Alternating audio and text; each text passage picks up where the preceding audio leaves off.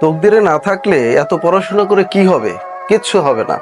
প্রিয় শিক্ষার্থীরা, তোমাদের উদ্দেশ্যে বলছি, তোমাদের মধ্যে এরকম একটা মিথ প্রচলিত আছে যে তকদিরে না থাকলে চেষ্টা বা পরিশ্রম করে বেশি পড়াশোনা করে কিছু হওয়া যাবে না। বিষয়টা হচ্ছে, তকদির বলতে একটা বিষয় আছে, তবে যে কোনো সাকসেসের পিছনে সেটা নির্ভর করে হচ্ছে 1%, এবং বাকি 99% নির্ভর করে হচ্ছে চেষ্টা এবং পরিশ্রমের উপর। কেন? সৃষ্টিকর্তা তো বলেছেন যে আমি ওই জাতিকে আমি সাহায্য করি না যে জাতি নিজের সাহায্য নিজে করে না, যে জাতি পরিশ্রমী না। অতএব সৃষ্টিকর্তার উপর ভরসা রেখে চেষ্টা এবং পরিশ্রমটা চালিয়ে যেতে হবে, তাহলে সাকসেস আসতে পারে।